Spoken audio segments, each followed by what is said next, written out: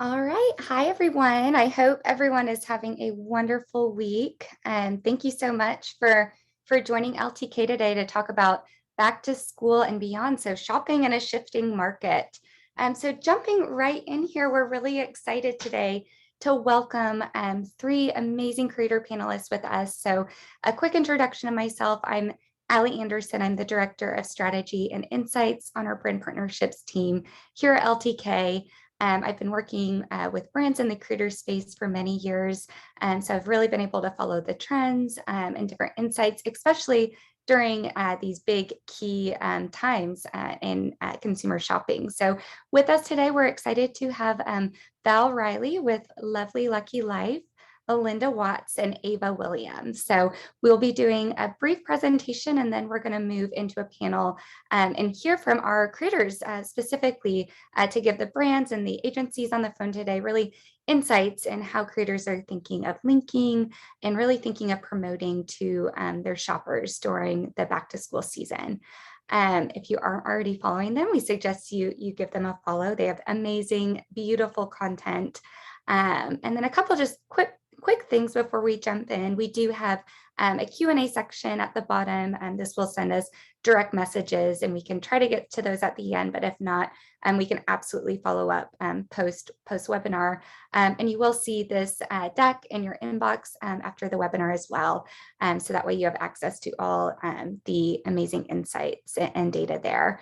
And then our next webinar will be in July, and we're going to be covering how lifestyle creators incorporate content spanning really all industries and categories, from CPG beauty to what they're eating in their daily lives to the beverages that they're drinking, and really what products keep their lives moving. So that's what we have on the docket next for webinars for the brand team at LTK.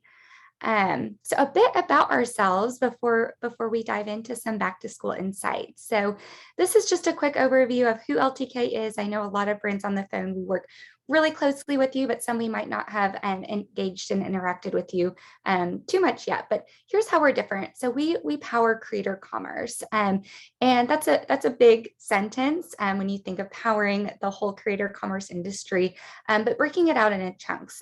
So why brands should care? I think of it as a threefold answer. So one, we provide you, the brand, with that technology. So we do have a 5-star shopping app, LTK. Many of our brand partners actually see the majority of their conversions and their sales really starting within this app. And those are sales that are completely incremental to your brand's business. Further, it kind of acts as a place to give your content legs. So you think of posting, you think of wanting to get that content out there more, but because of all the functionality in the app, your content is constantly being resurfaced to shoppers really wanting to shop. The next kind of technology piece that we provide your brand is we have over 11 years of influencer level data. So what that means from a brand standpoint is we can really get scientific when we cast for your brand specifically. Of course, it's an art and a science when it comes to creator marketing, but we kind of take that science end of it and surface that data to you to make really sound recommendations so you can strategize your program moving forward. And in fact, there's so much data that we're constantly releasing new products and services and tools to brands to really allow them to engage with our creators. And the second kind of big differentiator of us is we provide the consulting for brands. So whether it be on our optimized side, where we're working with you to set up campaigns, or a self-service side where you're being surfaced the technology to make really sound decisions in your program, we kind of have that end-to-end consulting and background to really give you, the brand, the tools to make decisions for your program.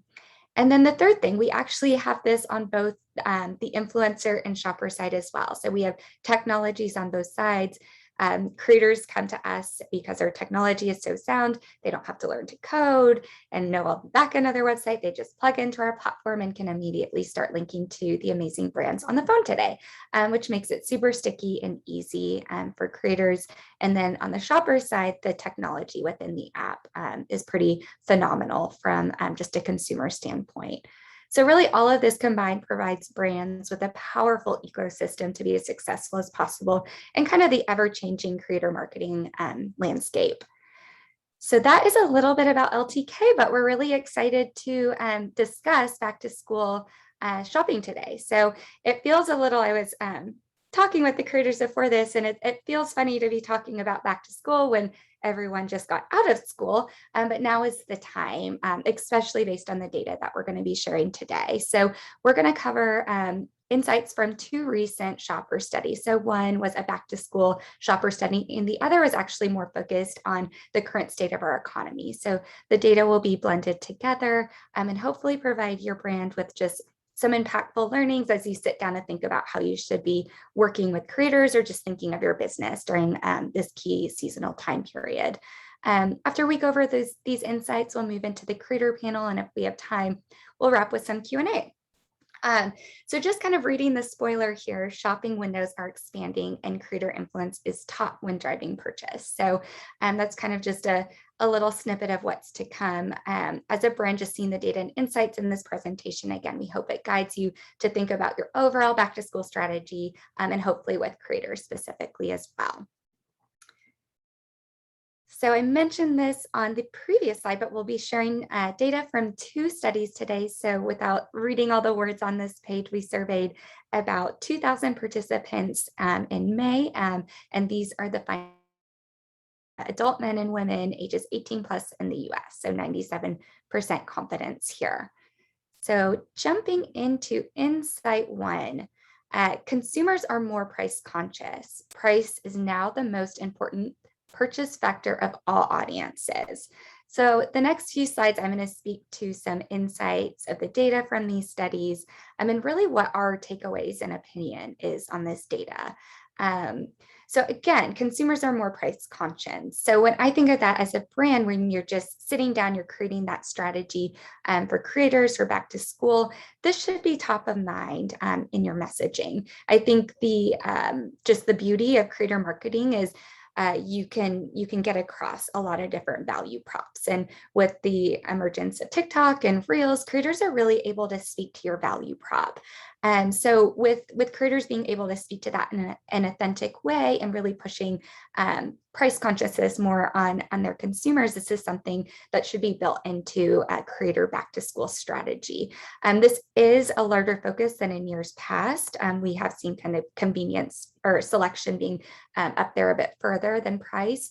But this year, price is that number one thing in consumers' minds. And this is impacted generationally as well. So I think it's super interesting when you're thinking of back to school, you're obviously thinking of kids and you're thinking of college. So how does that kind of come to fruition with that buying power? So based on our recent economy study, we saw that millennials and those earning over 100K saw a pretty low impact in kind of their buying power over the past 6 months. And then Gen Z buying power has actually improved in the last 6 months, which is super, super interesting when you think of it at a macro level from those particular generations. And we pull out millennial and Gen Z in these discussions because in the creator landscape, that really is who we're targeting. That's who is on the LTK platform, and that really is where we're leaning in most heavily with our brands. The good news is LTK creators on the flip side are actually really adept at promoting sales and promotions to their shoppers and consumers. So we've seen that 61% of LTK created posts provide sale and deal alerts. So it's a way that LTK shoppers in our app are already very, very used to shopping, and it aligns nicely with this insight here. Jumping along here. So the next kind of big takeaway from the two reports that we recently did is more back to school shopping is actually happening online than years previously. Consumers are also driving less, no surprise there with gas prices, and buy online, pick up in store is planned by a larger segment. So looking at the data here on the right side of the page. So this is looking at just the general population. So 78% of the general population plans to go shop back to school in store. 75% plan to shop online, which is really interesting. It's almost a 50-50 split of half in store, half online. And then 31% of the general population plans to use buy online and pick up in store. And then 11% plans to purchase from their school or educational organization. So again, that's the data for the general population. When you kind of dig into the generational insights and the lens, when you're thinking of, I want to work with creators for this time period, how should I be thinking of it if I'm working with Gen Z on TikTok versus millennials, where kind of what should I be thinking about here? Gen Z actually plans to do more shopping online than in store. So again, looking at the general population versus Gen Z, seeing that shift for the younger generations planning to do the bulk online versus in store is pretty impactful. And millennial will shop in store and online about 50-50. So, and they're also leaning into buy online, pick up in store more than the general population, with 35% planning to use this service. So when I think of this data from a brand standpoint, it's interesting to see the shift towards online. I think we've been obviously talking about it over the past few years through the pandemic, but the younger the demographic, the more likely the consumer will hit add to cart and purchase online. So in fact, that online shopping is going to start earlier this year. So this is a chart. What you're seeing here is just the time of the month for when back to school shopping is going to, when consumers are thinking of starting back to school shopping. So you can see as early as early July, 20% of the general population that we surveyed is going to start shopping back to school. So that time has actually already passed. So while their kids, or while they were in college, while they were still in school, they were shopping for back to school. But really where we see the uptick is late July through early August. So the shopping window is expanding. Everyone wants to make sure that they're getting, the latest shoes or their favorite character notebook. And to do so, they're really shopping earlier to avoid inventory issues and to make sure they get the products that they desire. So again, the majority of the shopping will occur by late July, which is funny to see when school just got out. And then our data does show actually Gen Z will be shopping later. So again, this chart here is for the general population, but really Gen Z peaks more towards early July. Early August. So 36% of Gen Z will be shopping then, which from a brand standpoint, this means creators need to start creating content now or be thinking about content soon, so we can start getting that content, teasing that content, get those eyeballs and capture the largest audience possible, with probably the targeting to moms a little bit earlier, and then you can work into Gen Z a little bit later through summer. And we've shared some of this data before. This is a refresh on who is influencing those purchase decisions. And I think really it is so impactful to see where influencer ranks and where creator ranks when you're thinking of where do I want to flex my marketing spend. Of course, you're wanting to be really savvy through these promotional time periods. So this data here on this page is just about who is influencing purchasing decisions for the general population. We've seen actually creators do kind of influence those purchasing decisions. And we show that it's right behind friends and family. And it's over brand content and celebrity endorsements. So I work in the industry. This data does not surprise me at all. I think of how I shop personally, how my friends shop, and I'm not surprised to see this rank of friends and family, social influencer, then those brand sponsored ads, and finally those celebrity posts kind of ranking. Gen Z is actually more influenced over creators than their friends and family. And that's pretty powerful when you think about it. I always describe following creators as the most powerful opt-in marketing campaign. You're essentially choosing to subscribe to the details of that person or that creator's life. You value their recommendations. And in some cases, in Gen Z, they might even think of them as friends and family. So you can see the power of creator recommendations really coming to life in this data. And so this is a new data point that we're sharing today, and I'm really excited about this. I was surprised to see these numbers, but influencers are reaching beyond online. So in our surveyed consumers, we saw that 33% of the general population shop in store and make decisions in store what to buy because of influencer posts that they've seen or influencer recommendations that they've seen. We see that 42% of Gen Z shop in store because of those recommendations, and 45% of millennial shops in store because of influencer recommendations. So with roughly half of the back to school shopping occurring in store, like we've seen on previous slides, your dollar really stretches with creator even further than just online, making it a pretty efficient channel to lean into during this particular time period.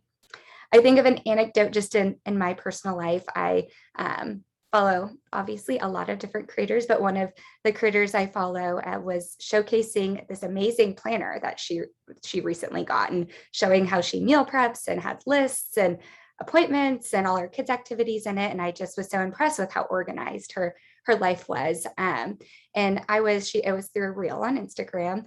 And I decided it was time to get my life organized. So at my next in-store big purchase bulk, when I was doing on a larger run, I picked up that very planner. So I think that just kind of shows it's a personal anecdote that shows this does impact online to offline, even though LTK and other affiliates track that last click, it really does influence beyond that last click model.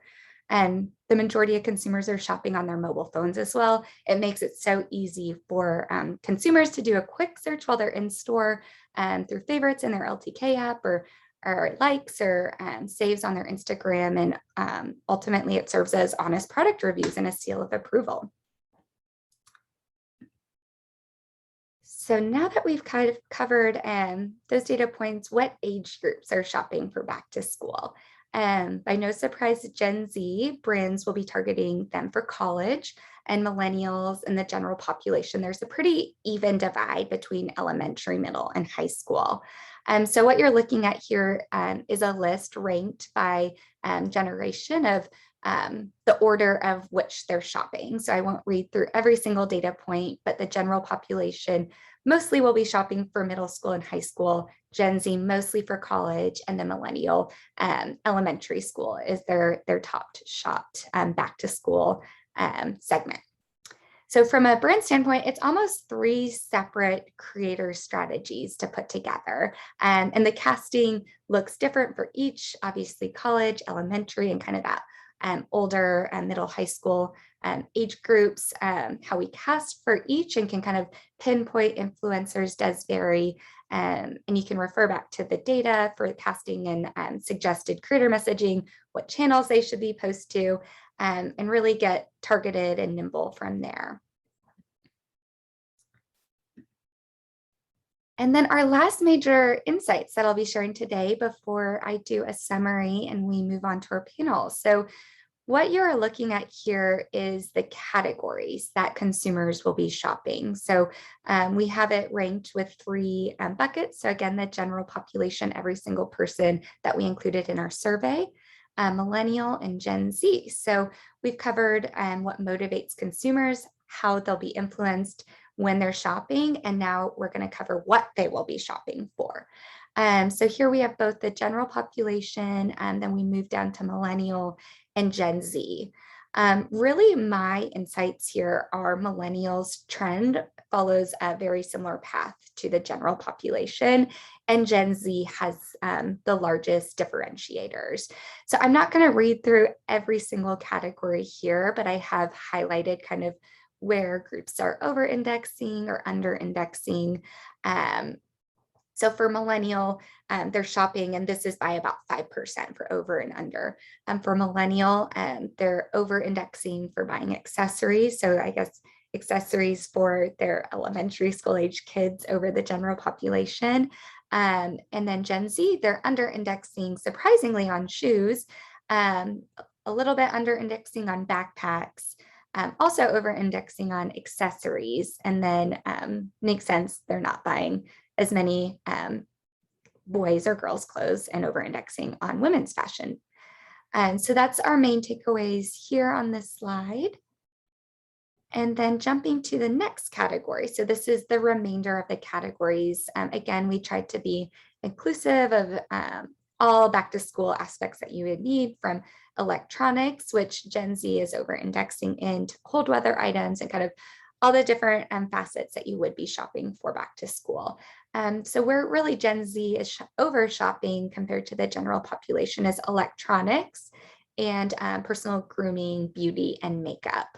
And then one consistency between all groups and all generations, everyone is shopping for school supplies, backpacks, and shoes. So those remain in the top five across all generations and age groups. So if you're a multi-brand and you kind of have product SKUs spanning all of these different buckets, being targeted and kind of maybe even writing a priorities list, here are the types of SKUs certain generations or certain influencers should promote, would be a great way to think of using this data. Awesome. So to wrap, I'm going to read through some takeaways. And again, this presentation will be available after. But consumers are more price conscious. I don't think this is a surprise to anyone. Everyone is thinking of their finances. Gen Z, millennial, and over 100K household income are the least impacted by inflation. Shopping online is becoming more of a tactic for consumers. My theory is to really price shop and find the best deal, and also just driving less to save money. Shopping windows are expanding as consumers look for more value. So really between that late August, early September timeframe. And then influencers are most influential. They reach online and also drive significant traffic in store. Again, that's data that we were really excited to evaluate and just kind of see how the general population is even thinking of a creator and how it's impacting when they're in store at some of the stores that they plan to do back to school shopping. And then Gen Z back to school shoppers patterns are a bit different than the general population. And there's ways you can target them through looking at kind of what categories and what products that they're really looking to buy. So last piece, as we wrap and move into our panel of experts here, we are excited to offer an exclusive offer to select partners. So all those on the webinar today to really elevate your back to school campaign investment. So if you choose to run a campaign through LTK during this key promotional time period, we do have a 15K LTK advertising placement. So we have placements on our platform, almost ad placements that you can target creators and shoppers. And so we have a few different opportunities to really surface your brand in some awareness exposure opportunities at no additional cost. So feel free to reach out to our team if you're interested in learning more. And that is what I have today. So on to our amazing panelists and discussion here. So I'm going to just jump right in.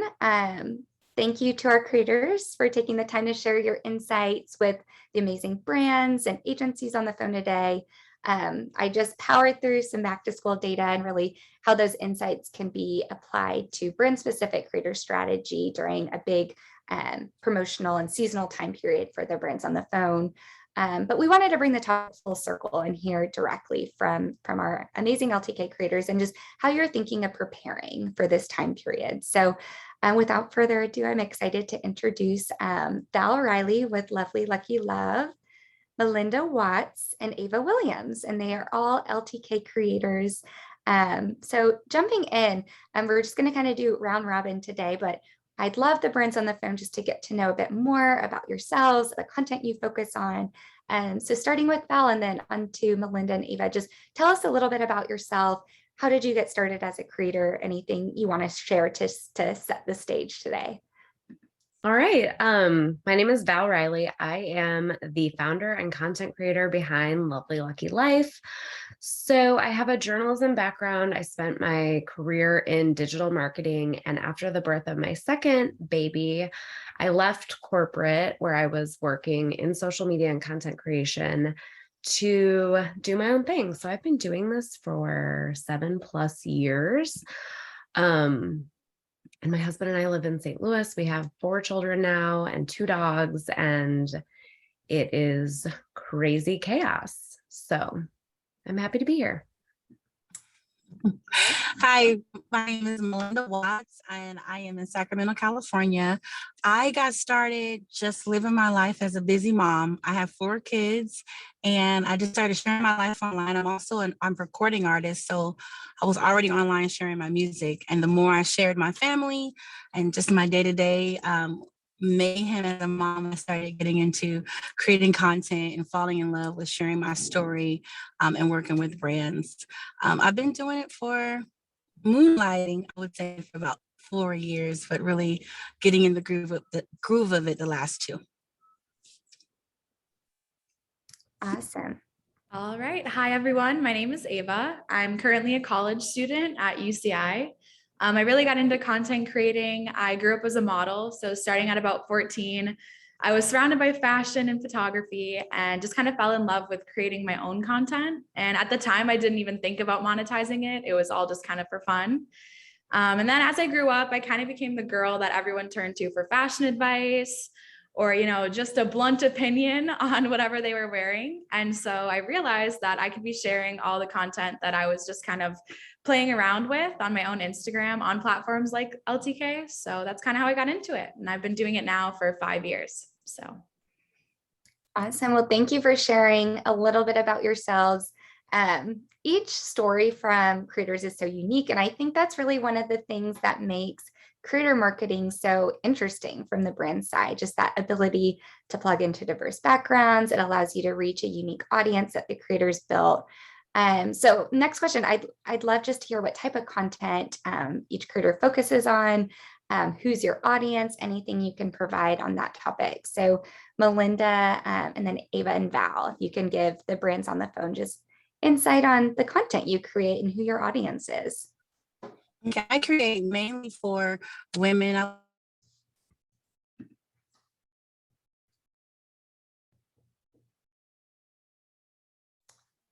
Oh, Melinda, I think we lost you there. We'll give you a minute to connect again if you can hear us. But Ava, if you want to jump in. yeah, of course. So as I mentioned, I'm a college student. And so the majority of my content is kind of based and directed at college students, especially when it comes to finding affordable clothing and beauty products and even dorm decor. I've kind of went through the mad dash of finding college supplies and figuring out how you're going to ship a mattress pad across the country. And so that's definitely what my content is aimed at.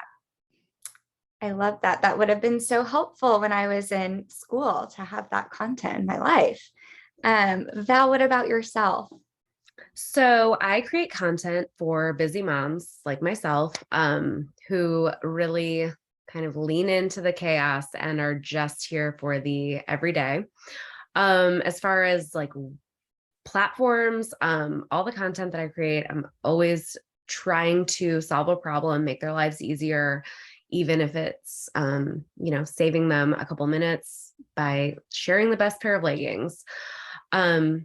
So always try to be helpful. I know that mom's time is precious.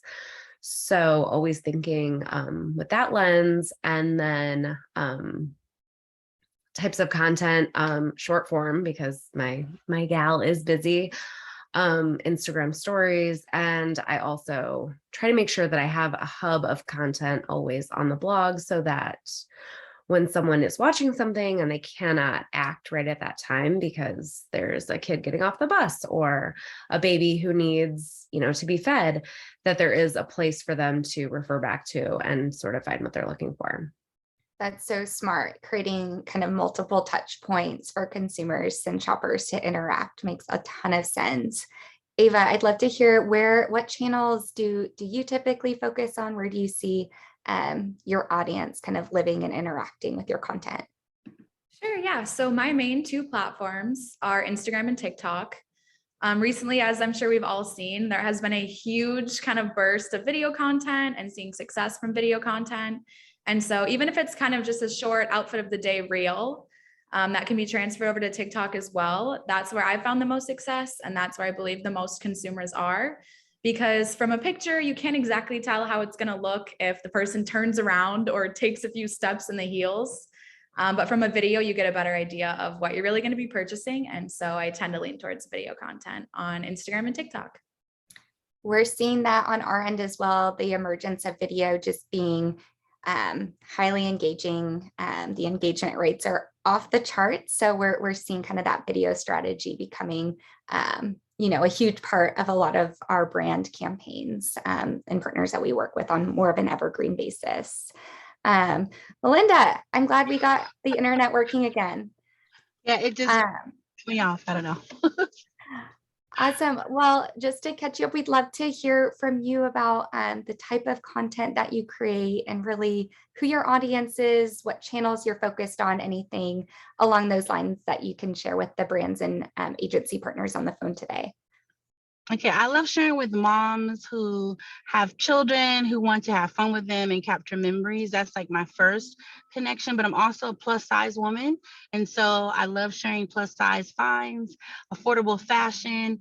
And what I love the most is creating video. I love photos, but I just love telling stories through video. So I try to create more reels, more stories, just sharing different fashion finds, but also storytelling with my family. Awesome. Well, the big theme of this section is video content. So brands on the phone, that's the big takeaway here from the creator intros. But no, thank you. Thank you again for giving us insight into your content. So now that we all have an understanding of what your content's like, your audience is, we're going to shift gears a little bit and just hear about what types of brands you choose to link to, that linking strategy that goes into your overall business. From a brand perspective, for those on the Zoom today, I think it's always so insightful to hear directly from influencers about just the level of detail and strategy that goes into creating links and creating content. The brands I've worked with directly in the past have heard me say this, but I truly believe each creator link represents a market share. So a chance for that brand to have a certain market share. I mean, each brand needs are really determined based on kind of a bunch of conversations that you have. No two brands are alike. So that strategy does change based on kind of that level of market share your brand desires or wants. So I guess starting with you, Val, I'd love to hear how you decide what brands you link to. Yes. So above all, I link to brands and retailers that I genuinely use and love every single day, which is obviously super important. I also try to be super conscious of trying to get my community a deal. So like this romper, for instance, I purchased it on sale. By the time that I got it and wanted to share it, it was no longer on sale at that retailer. So I was able to find it on sale somewhere else. So sometimes I'm like working under those price constraints. Also, when I am choosing to link to something, evergreen content is something that I take into consideration. I'm not a fast fashion like content creator. That's not what my people are coming to me for. So when I'm recommending pieces, I want them to be things that will last the entire year for your child, or that shoes that you'll be able to wear for years, or a lunchbox that they'll be able to use for the entire school year. So for that reason, I'm looking for items that are going to stay in stock or keep coming in stock, which is something I try to be conscious of. So that's kind of the lenses that I am using when choosing who and what to link. Yeah, I love that. I've had so many conversations with brands about like inventory levels and making sure that if we're using, an enhanced and larger creator strategy, that we have kind of like the right building blocks in place. And I totally hear you on that cost per wear. I've been so into that recently as well. Melinda, over time, has your content evolved? If so, what do you think about when diversifying your content? Any insight you can give us there? Yeah, definitely. It's evolved with my kids. As my kids got older, everything changed. At first, it was simple posts and storytelling, and now I'm capturing more of the day in the life, capturing more of what they're doing, what toys they're playing with, what clothes that I fall in love with. I'm able to link easily through my stories, but I usually change from trying to do more of a posed, picture to more realistic everyday life and them in the moment with me. That's what I focus on now. Yep. I absolutely hear that. It's your followers, they've, like I was saying earlier, they've opted into your life and their kids are Yeah, probably growing alongside your kids. And so that's kind of how you keep your audience engaged and yeah. growing And over they want to know time. where I'm getting my stuff from. They want to know where I'm getting my clips. Oh, where did you get this and that? And so I try to have my kids wear and I capture that so that I can share it easily. Absolutely. Yeah. Awesome. Ava, are there any categories like beauty, food that you see yourself posting about more than you have, I guess, in years past? So you mentioned you're a creator for 5 years. And then how do you just think about creator marketing and how it's changed and diversified over time? Yeah, for sure. I would say a category that I've recently started posting a lot more in is skincare and beauty. When I was younger, as I'm sure a lot of preteens and teenagers did, I kind of just caked the makeup on with whatever I could find and, would lay out in the sun for hours and not worry about my skin peeling off my nose. And so I think as I've kind of grown up and as a lot of my friends now do, we're kind of all obsessed with skincare and just taking care of yourself and prolonging our youth as much as possible. And so that's definitely a category that I've started to post in and kind of educate myself on what brands really are creating their ingredients and their formulas with, true research and studies and what might just be kind of a trend or a fad that maybe isn't the best for your skin and for your face. And so that's something I've definitely found myself posting in more. And when it comes to kind of how I believe content and creator marketing has changed, I would really say, again, it is kind of the authenticity and sharing your true life in video. I tend to kind of stray away from brands that have creators that are now posting not kind of what their tone and what their voice is anymore. And I feel like that's something that's super noticeable is if you've kind of fallen in love with a creator's life and how they, just go from day to day and something seems like it isn't them anymore in an advertisement or collaboration, the trust is just kind of lost there. So that's something I would say has definitely changed. Absolutely. Authenticity is kind of number one for creator marketing. And I think that's really what makes it so powerful. And from, a brand standpoint, you are giving up a little bit of control, but it's so worth that reward and that authentic connection in the end. Um, Amazing. So I guess now on to back to school specifically. Again, the brands on the call today, they either have secured budget for back to school campaigns or they're thinking about what their strategy should look like. In my experience, it's never been a one size fits all strategy, but there's definitely a few commonalities to think about when you're thinking of peak consumer shopping moments. So we'd love to hear from you just about what your strategy looks like for this season. So I'd love for all of you to answer, who are you shopping back to school for? I think we have a high level answer. I know school just got out, but like, when are you starting to think about posting that content? So Val, then Melinda and Ava. All right. So I will lean into my back to school content as I'm actually shopping for my children. So in St. Louis, they go back late August. And this year I will have 3 kids in elementary school. I'm so excited. So I will lean into that back to school content late July, early August. And just share it as we're living it, which is kind of the way that I share all my content. Congratulations, first and foremost. Same school. I'm Congrats. so pumped. Yeah, thanks. Melinda, what about yourself? Well, I can't wait till all of mine are in school. Let me just tell you. No, but I usually start in about July. And here's why is because I'll be able to get a fresh start on all the new stuff that comes out. It's coming out. I don't have to worry about my kids range from 14 all the way down to 2. And so I have a wide gamut of sizes, different personalities. Everybody loves something different. Some of my kids like, more modern type of clothes, not too many colors. And some of my kids like purple and pink. So I try to get in there in July, purchase things early, and then be able to go from there. So about end of July is when I'm going to start. Awesome. Purchasing all that for 4 kids sounds like a full-time job to me. It is to make everybody happy. It's like, oh my God. Awesome. Ava, what about yourself? When are you starting to think of shopping for your dorm room and for college? Yeah, I would say I'm actually going to start pretty soon. I prefer to kind of have the content out before people need to start looking for it. just so it's all there already. And there doesn't need to be kind of a waiting game of, I hope she posts a mattress topper before I have to buy mine. So I like to have that kind of prepared in advance. Since I already kind of lived the dorm life, I feel like I know at the end of the year what I really did use and what I might have just bought because I thought I was going to use it and didn't end up touching it once. And so I'm preparing those lists right now of just kind of necessities and things that are a trend to buy, but are kind of a waste of money at the end of the day. And so I'll definitely be starting that soon just to get that all out there and ready for anyone who's starting that college dorm shopping. So helpful. I feel like all your friends and shoppers and followers are going to be anticipating that content. So Melinda, have you worked on a back to school campaign in the past?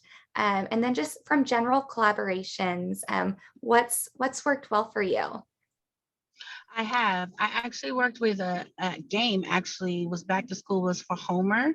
And Homer is like a kids app, and you work with those. So that was kind of like from an electronic perspective, especially when everything is shut down. You got a lot of time at home.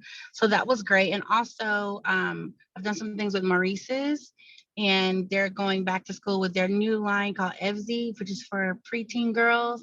And so I've really enjoyed working on these campaigns because you get a firsthand look at well, for me, what my daughter likes. I can't, even if it's cute and it's trendy, she has to love it or she's not even going to show up confident in it. So I try to, work with brands that can get the stuff to me early and they can give me a nice variety for cool days, not so cool days, gym activities, just a variety of items to go into that campaign. Yeah, that makes a lot of sense. And hearing you say you've worked from fashion to electronics, I think back to school is kind of a moment that's so inclusive for every brand because you need all the different categories. Everything, yes. Yes. And another trend that I've noticed is the lunchbox trend, like with people packing lunches. I didn't know it was that serious, but it is so serious. And so I'm really realizing like the way you pack your lunch, the lunchbox, the backpacks, everything is so important to these kids. So I'll be making more lunches this year. Yeah, it sounds like my brown bag growing up wouldn't cut it these days. No, not at all. Ava, what brands come to mind when you think of creating content for back to school? I assume this is because of when you plan to shop for back to school, but just any insight you can give us into kind of the categories or brands you're going to be thinking of creating content and linking to. Sure, yeah. I would say, especially for college students, the biggest thing is convenience. And like we've already talked about, inventory. I know last year when I was shopping for all of my kind of dorm bedding essentials, the items that people I followed were posting were running out within minutes of the link being online. And so that's a huge thing that I look out for as well. I'd hate to put in all the effort to try to help my followers and then have them click it and realize they can't purchase any of it. And so that's a huge factor that goes in, as well as affordability. I would never link something that I could find for a lower price and the same quality somewhere else, especially as college students. You just don't have the budget to be making $25 mistakes like that. And so that's also a huge thing that I lean into. Companies like Target, Amazon, stuff that I know that anyone living anywhere in the United States would be able to find is super important. Shipping, being able to ship it to the university you're going to be living at and not, just home was a big thing. Traveling across the country, you can't bring 20 checked bags. And so that was a large, making sure that things would arrive on time and, come in the quality that you were expecting. So those are definitely the largest factors for me. Well, you hit on kind of all of the data points that we had in our presentation. So I'm glad to hear it's in line with kind of what you're seeing and what you're trying to get out there to your followers. Val, I guess what's your view on shopping in store and online? How do you think you're going to approach kind of that divide yourself this year? Unmute. So I have 4 children. They range in age from 9 to 2. And I would rather do basically anything than take all 4 of them to the store at the same time. So online is key for me, convenience, availability. So I will do probably like 95% of my back to school shopping online. And I think that my community is the same. Taking kids to the store, especially after the past 2 years of not having to go in store. Um, so that's been a big shift. Like curbside pickup, I just hope never ends. So order online, pickup, curbside is the way to go. And also just straight online shopping from my phone while I'm, sitting in the car waiting for a dance lesson to be done, or, you know, getting the baby ready for bed, is key. So convenience, I would say, is trumping everything else at this point.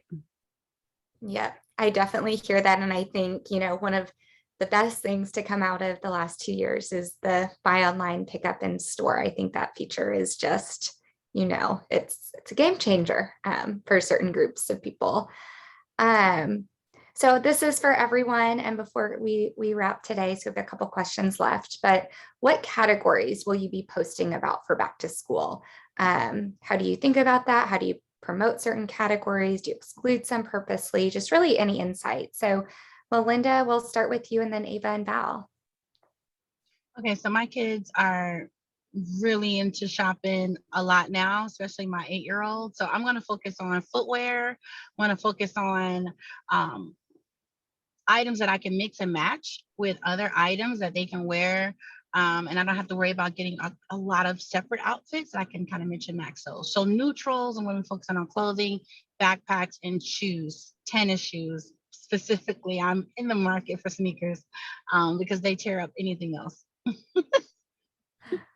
I love it. So you're on par with the number one shopped category as shoes. Yes, that's the main thing. Ava, what about yourself? What categories do you think you'll focus on in your posting? Yeah, I would definitely agree with Melinda on the shoes as well. Even for college students, I did not have room in my dorm room for a shoe rack or anything like that. So it was kind of, you prioritize the 3 pairs you think you'll wear the most, and that's what you're bringing. And so I think that's a huge component to what I'll be posting, in addition to, of course, decor. College students can't really afford to buy, all the trending pillow couches and all that stuff. And so finding stuff that's going to last a while, can be moved from place to place, but also isn't going to break the bank, is super important, along with just fashion and keeping things in kind of a price point in which they're going to be worth the wear that you get out of it. Whether that is it's lower cost, but it's going to work for a couple weekends out, or whether you're going to invest in a quality piece like a leather jacket or a light coat, depending on where you're going to university. And so just kind of being mindful of who my audience is and how there's different people everywhere. But college really does come down to the basics. So that stuff for sure. Absolutely. Limited space. You got to be really strategic in what you bring. So that's great. You're going to be mindful. Val, what about yourself? Hearing Ava talk is like taking me back to my dorm days. I love it. So categories for me will be kids clothing, kids shoes, school gear, backpacks, coats, lunch boxes. We have all 4 seasons in St. Louis, so cold weather gear. Everyone always needs a new snowsuit, snow boots. Also health and wellness products to keep our immune systems functioning optimally. And also food and beverage for kids eat and drink a lot. So that kind of like snacking and lunch packing aspect is another one. So awesome. No, that's great insight. And I really relate to the health. I will try anything to keep everyone healthy. So pass along all those tips and tricks. So as a webinar, I guess, comes to a wrap, we just want to thank you all for sharing your insight. From a brand lens, hearing from creators is so valuable just to keep a pulse on this industry. It changes so fast, so frequently. So final question, Ava, we'll start with you, and then Val and Melinda. You have a room full of brands. What's your advice when working with creators for back to school? Yeah, I would say my number one thing, and I believe the value that kind of gives everyone the best result, really is authenticity. I know LTK is kind of centered around style that you can trust, but it isn't just a tagline. I really believe that that is the core value of kind of all collaborations and partnerships. I am always swayed by the creator that will come up and say, this material is cheap, but, it lasted me a year and I paid $20 for it.